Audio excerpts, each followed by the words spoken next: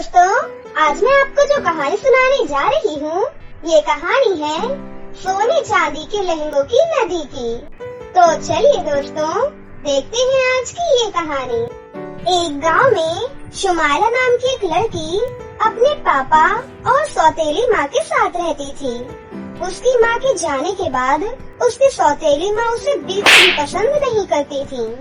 उसकी सौतेली माँ की एक बेटी भी थी जिसका नाम टीना था। सौतेली माँ हर रोज शुमाइला से घर का सारा काम करवाती थी और बदले में उसे खूब मारती थी। एक दिन उसके पापा शहर से वापस आते हैं। सुन शुमाइला, जा अपने पापा के लिए चाय बना कर ले आ। अरे रुको बेटा, अपना गिफ्ट तो लेती जाओ। उसके बाद पापा उन सभी को गिफ्ट देते हैं। शुमाइला के गिफ्ट में एक बहुत ही सुंदर सी सैंडल निकलती है। वाह पापा, ये तो बहुत सुंदर सैंडल है। आपका बहुत बहुत धन्यवाद पापा। अरे धन्यवाद किस बात का बेटी, तुम तो मेरी बेटी हो। उसकी सौतेली माँ ये सब देखकर बहुत ही ज्यादा गुस्सा हो जाती है। आपको इतना खर्च करने की क्या जरूरत थी? कल ही तो मैंने इसे टीना के पुराने सैंडल्स दिए थे। ये कहीं नहीं आती जाती, भला इसे नई सैंडल्स की क्या जरूरत? अरे कोई बात नहीं, मैं सभी के लिए गिफ्ट लाया हूँ। अगर मैं अपनी बिटिया के लिए गिफ्ट नहीं लाता तो अच्छा लगता है क्या? ये भी तो मेरी ही बेटी है ना। देखो, ये फालतू का फिजूल का खर्चा मत किया करो, समझे? हम उसे अपने घर में रख रहे हैं, खाना खाने को भी दे रहे हैं, इतना ही बहुत है। ये सब काम नहीं कर रहे हम जो इसके लिए गिफ्ट भी लाते रहेंगे। पहले ही इतनी महंगाई हो रखी है। ये तुम कैसी बातें कर रही हो? अगर यही सब चलता रहा तो मैं अपनी बिटिया को लेकर मायके चली जाऊंगी और वापस कभी भी नहीं आऊंगी। फिर रहना तुम अकेले अपनी बिटिया के साथ। पापा, आप मेरी वजह से लड़ाई झगड़ा ना करें। टीना, ये सैंडल तुम रख लो। मेरे पास तो तुम्हारी बहुत सारी पुरानी सैंडल्स हैं। मुझे इसकी जरूरत नहीं है बहन। इतना कहकर शुमाइला वहाँ से चली जाती है। एक दिन, अरे बेटा टीना, मेरा गला सूख रहा है, मुझे पानी ला कर दे बेटा। अरे बेटा, पानी ला बेटा, मेरा दम घुट रहा है। लेकिन टीना अपनी माँ की आवाज पर बिल्कुल भी ध्यान नहीं देती और अपने कमरे में ही सोती रहती है। अरे लगता है माँ को प्यास लगी है, उन्हें पानी दे देती हूँ। शुमाइला पानी लेकर अपनी सौतेली माँ के पास जाती है। ये लीजिए माँ, पानी पी लीजिए। उसकी माँ उसे खींच कर एक चाटा मारती है। अपने गंदे हाथों से मेरे लिए पानी लाने की तूने हिम्मत भी कैसे की? मैंने पानी लाने के लिए अपनी बेटी को कहा था, बड़ी आई मुझे पानी पिलाने वाली। माँ, आपकी तबीयत खराब हो रही थी, इसीलिए पानी लाने से पहले मैंने अपने हाथ अच्छे से धोए थे। मेरे हाथ देखो, बिल्कुल साफ है माँ। और टीना तो अपने कमरे में सो रही थी, वो पानी कैसे लाती आपके लिए माँ? तभी वहाँ पर टीना आ जाती है। अरे क्या बात है, इतना शोर क्यों मचा रखा है? सोने क्यों नहीं दे रहा कोई मुझे? अरे मेरी बिटिया, जा सो जा अंदर जाकर। माफ कर दे बेटा, मैं थोड़ा ऊंचा बोल रही थी। जा बेटा जा, अंदर जाके सो जा। अब मैं घर में बिल्कुल भी शोर नहीं होने दूंगी।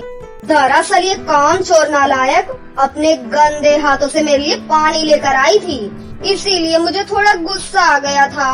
जा बेटा जा, तू अंदर जाकर सो जा। और तू महारानी, यहाँ खड़ी खड़ी क्या कर रही है? वहाँ सारे गंदे कपड़े रखे हुए हैं, उसे धो कर ले आ कुएं पर से। शुमाइला कपड़े धोने के लिए बाहर कुएं पर चली जाती है और वहाँ बैठकर कपड़े धोने लगती है। फिर कपड़े धोकर वो उन कपड़ों को कुएं के किनारे रख देती है। तभी उसकी सौतेली माँ की एक साड़ी कुएं के अंदर गिर जाती है। हे भगवान, माँ की इतनी महंगी साड़ी तो कुएं के अंदर गिर गई। अब मैं क्या करूँ? सौतेली माँ तो मुझे मार डालेंगी। ये तो बहुत बड़ी मुसीबत हो गई। हे भगवान, क्या करूँ मैं? तभी वहाँ पर उसकी सौतेली माँ आ जाती है। अरे क्या हुआ, इस तरह खड़ी क्यों है? कपड़े धो लिए? धुल गए क्या सारे कपड़े? और मेरी वो ब्रांडेड साड़ी कहाँ है जो तेरे पापा लेकर आए थे मेरे लिए? माँ वो साड़ी। अरे ठीक से बोल। माँ आपकी साड़ी कुएं में गिर गई माँ। मुझे माफ कर दो माँ, मैंने जानबूझकर नहीं गिराई। कलमुही, तूने मेरी ब्रांडेड साड़ी कुएं में फेंक दी, तो फिर यहाँ खड़ी खड़ी क्या कर रही है? जा कुएं में कूद और मेरी साड़ी वापस लेकर आ। ये आप कैसी बातें कर रही हो माँ? मैं कुएं में कैसे जा सकती हूँ? अगर मैं कुएं में कूद गई तो मैं मर जाऊंगी ना माँ। अगर तू मेरी साड़ी लेकर नहीं आई तो मैं तुझे जिंदा नहीं छोड़ूंगी। इतना कहकर उसकी सौतेली माँ उसे कुएं में धक्का दे देती है। बचाओ बचाओ, मुझे बचाओ। बिना साड़ी लिए बाहर मत आ जाना। साड़ी नहीं मिले तो वहीं डूबकर अपनी जान दे देना। इतना कहकर सौतेली माँ वहाँ से चली जाती है। थोड़ी देर बाद शुमाइला को होश आता है तो वो देखती है कि शुमाइला एक अलग ही दुनिया में थी और वो दुनिया बहुत खूबसूरत दुनिया थी। अरे वाह, कुएं के नीचे इतनी अच्छी दुनिया होती है। माँ ने ये बात मुझे पहले क्यों नहीं बताई? अब मैं जल्दी से सबसे पहले वो साड़ी ढूंढती हूँ, उसके बाद वो साड़ी सौतेली माँ को दे दूंगी। शुमाइला साड़ी ढूंढने के लिए थोड़ा आगे चलती है तो उसे वहाँ पर एक घायल बिल्ली मिलती है। अरे ये बेचारी तो घायल है, मुझे इसकी मदद करनी चाहिए। शुमाइला उस बिल्ली के पास जाती है और आसपास से जड़ी बूटियों के पत्ते तोड़कर उसके ऊपर लगा देती है और फिर से थोड़ा आगे बढ़ती है। आगे बढ़ते ही उसे एक बूढ़ी औरत बेहोश हालत में मिलती है। शुमाइला भागकर उस बूढ़ी औरत के पास जाती है और उस बूढ़ी औरत को होश में लाती है। दादी जी, आप ठीक तो हो ना? क्या हुआ था आपको? बेटा, मुझे घर तक छोड़ दो बेटा, मुझसे चला नहीं जाएगा अकेले। शुमाइला उस बुढ़िया को उसके घर तक छोड़ देती है, पर शुमाइला देखती है कि उस बुढ़िया के घर में कोई भी नहीं था। अरे दादी जी, आपके घर में तो कोई भी नहीं है। मैं काम करती हूँ, आपके लिए खाना बना देती हूँ, आपको भूख लगी होगी ना? शुमाइला उस बूढ़ी अम्मा की सेवा करती है और उसके घर का सारा काम करती है। कुछ दिनों बाद वो बुढ़िया पूरी तरह से स्वस्थ हो जाती है। अरे वाह, दादी तो पूरी तरह से ठीक हो गई है, मुझे अब चलना चाहिए। तभी देखते ही देखते वो बूढ़ी दादी एक परी के रूप में बदल जाती है और शुमाइला से बोलती है, रुको बेटा, मैं एक परी हूँ, मैं तुम्हारी परीक्षा ले रही थी। मैं अच्छे और नेक लोगों की मदद करती हूँ और तुम तो बहुत अच्छी हो। क्या बात है बेटा, तुम इतना परेशान क्यों रहती हो? उसके बाद शुमाइला अपनी सौतेली माँ के बारे में उस परी को सब कुछ बता देती है। तुमने मेरी इतनी सेवा की बेटी, इसके बदले मैं तुम्हें कुछ देना चाहती हूँ। फिर परी शुमाइला को जादुई सोने चांदी के लहंगों की नदी के पास ले जाती है। बेटा, ये जादुई सोने चांदी के लहंगों की नदी है। यदि तुम इस सोने वाली नदी में जाओगी तो तुम्हें खूब सारी धन दौलत मिलेगी, और अगर चांदी वाली लहंगे की नदी में जाओगी तो तुम्हें तुम्हारी सौतेली माँ की वो साड़ी मिलेगी। अब बताओ बेटी, तुम्हें कहाँ जाना है? परी जी, मुझे धन दौलत नहीं चाहिए, क्योंकि मेरा इस दुनिया में कोई भी नहीं है।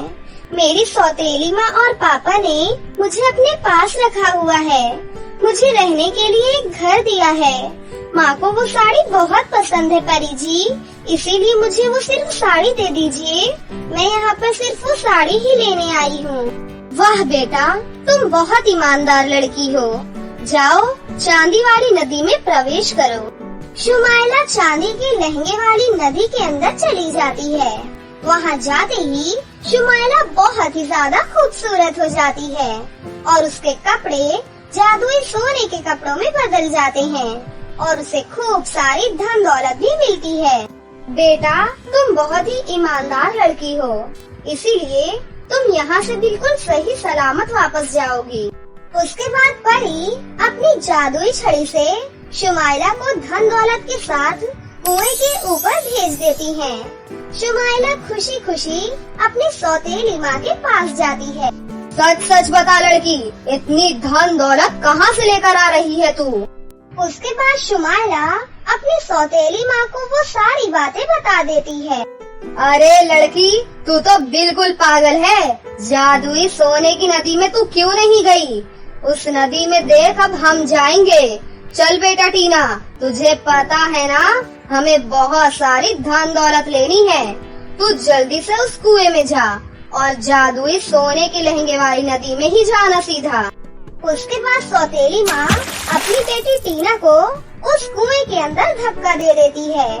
वो कई दिनों तक इंतजार करती रहती है, लेकिन टीना वहाँ से वापस नहीं आती और आखिरकार उसकी सौतेली माँ को उसकी करनी का फल भी मिल जाता है।